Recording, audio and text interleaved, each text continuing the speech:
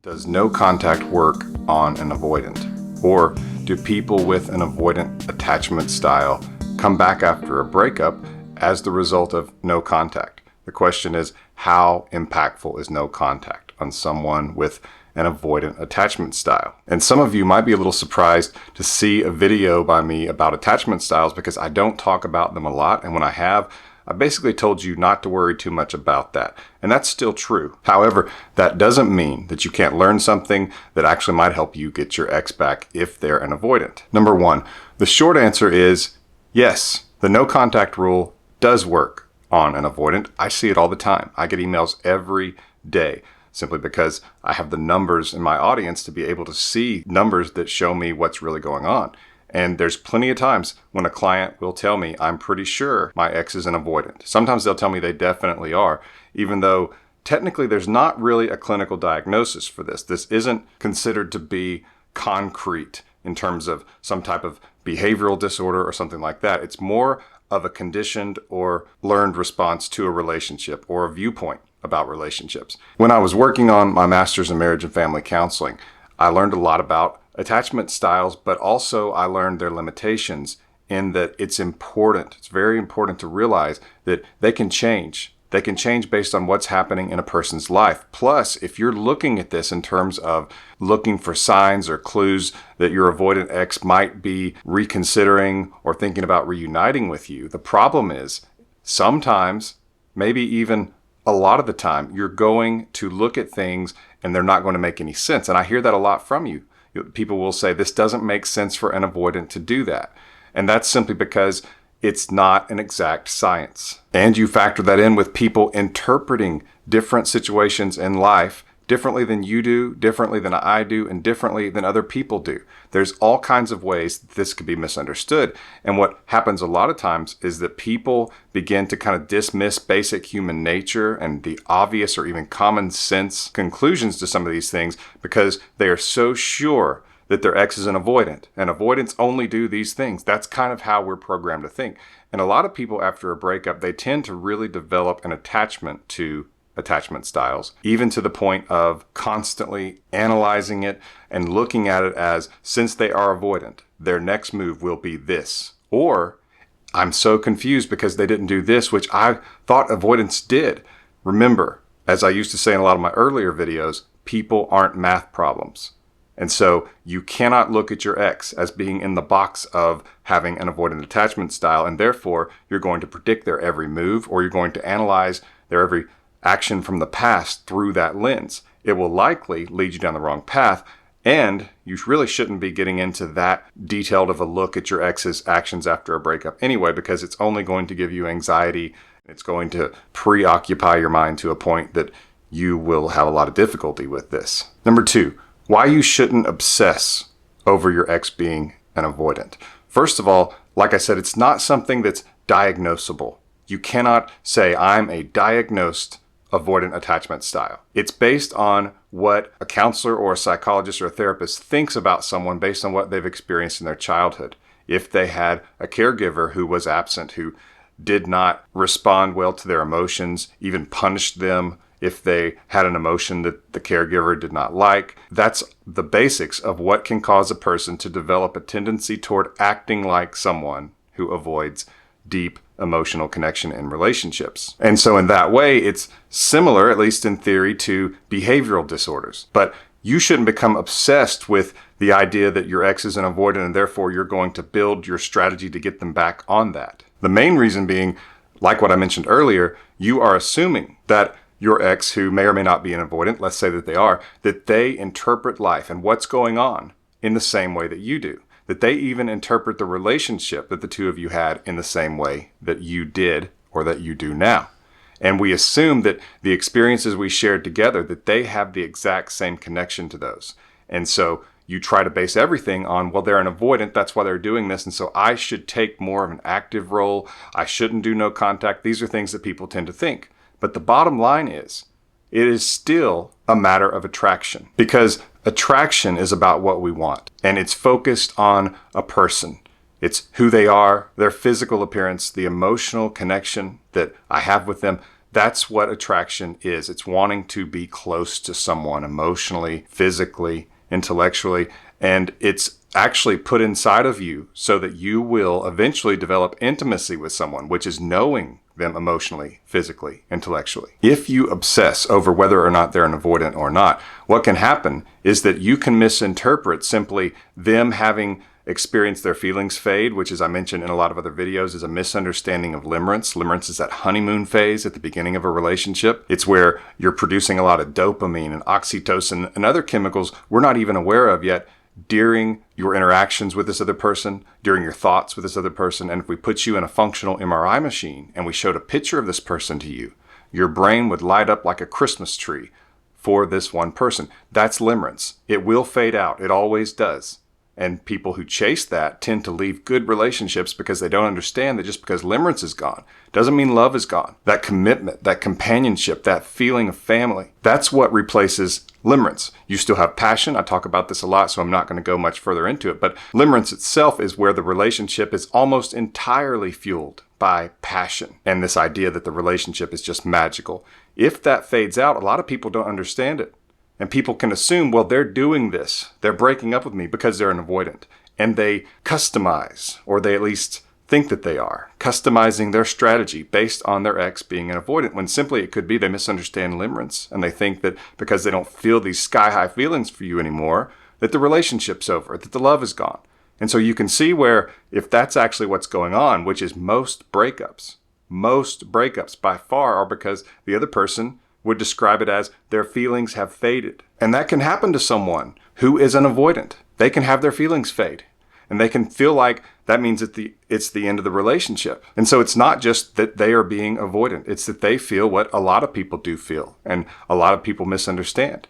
And it means that when they miss you, when you're not in their life anymore and they fear that they could lose you, some of those feelings can come back, and then it becomes a matter of momentum, like a snowball rolling down a hill. It collects more snow. They begin to become concerned or even scared because you have demonstrated that you can stay away from them, which means you could move on, and they respond. They have to want you enough. And that's what a lot of this comes down to. What does your ex want?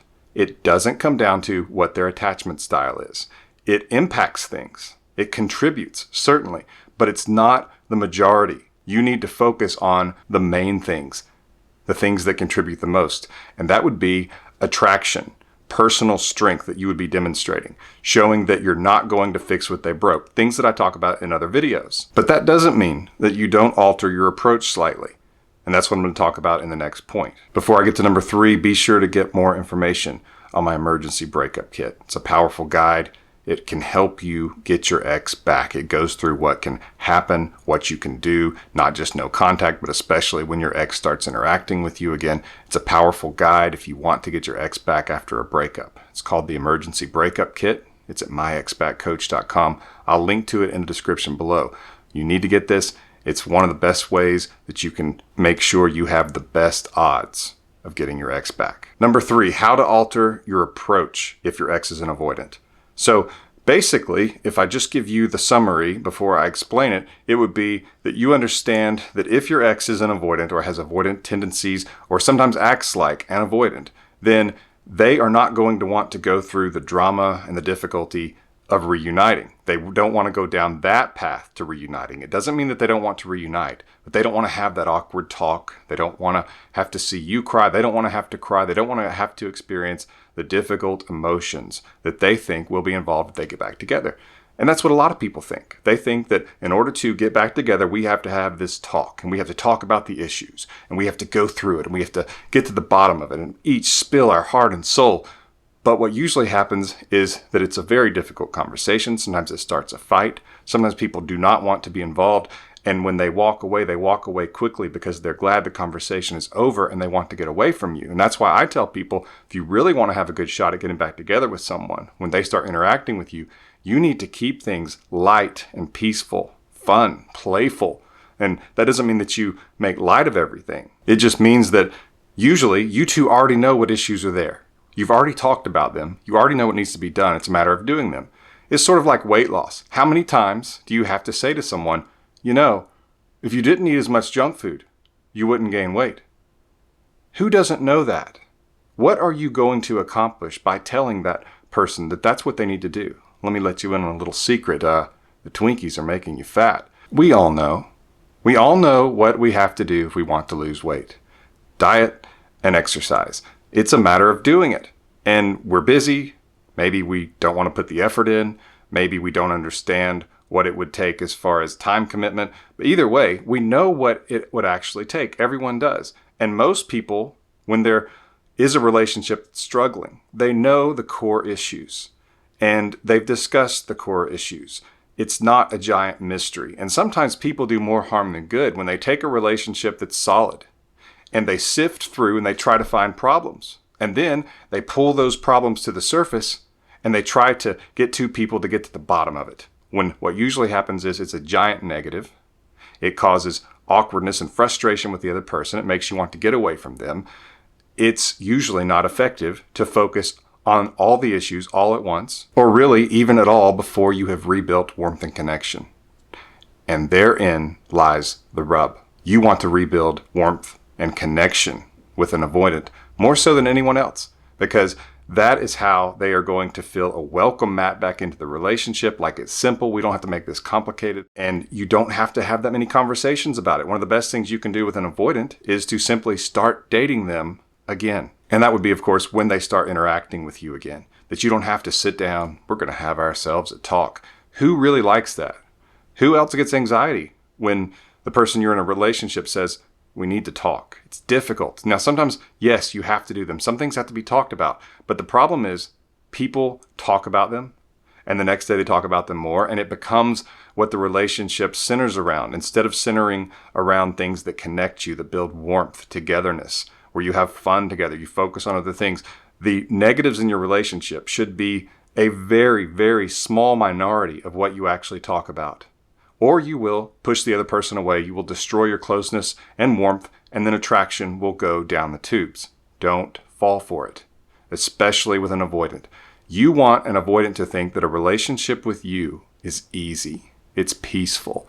As a matter of fact, it's their escape from the world. And you know what? That works well with any attachment style, but especially avoidance. If you really want to get an avoidant back, let them feel like all they have to do is show up. Now, that doesn't mean that you instantly say, oh yeah, it's cool that you broke up with me and broke my heart and left me. I'm not even worried about it.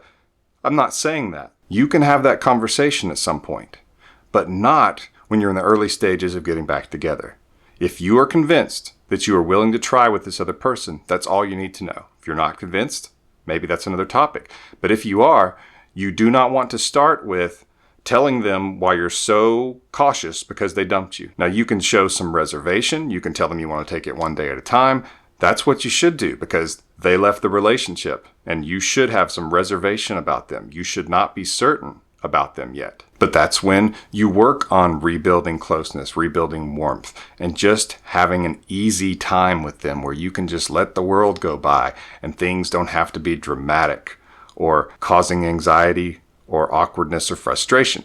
That's later, and it's going to be a very small dose of it. But the first couple of months after you two get back together, it should be simple and peaceful. There shouldn't be awkwardness. As a matter of fact, you may even joke about it and say, look, it might be a little awkward now that we're back together. I understand that, and it's going to take some time, so I'm not worried about it.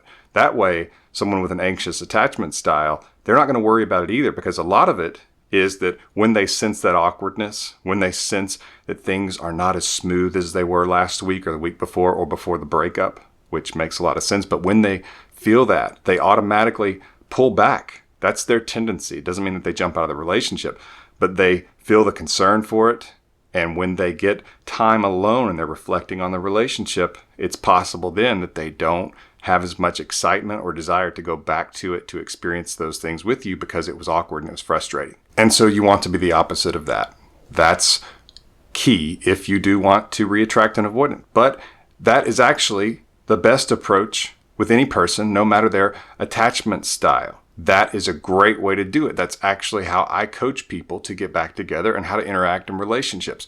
Because if a relationship becomes competitive, if it becomes two people on opposing sides of the table where in some ways the other person is your enemy, That is a damaging thing in relationships, and if it's too much, it will lead to breakups, distance, loss of warmth, and loss of attraction. Please subscribe to my channel. If you like this video, like it. If you have questions, leave a comment below and tell me your experience if you think your ex has an avoidant attachment style.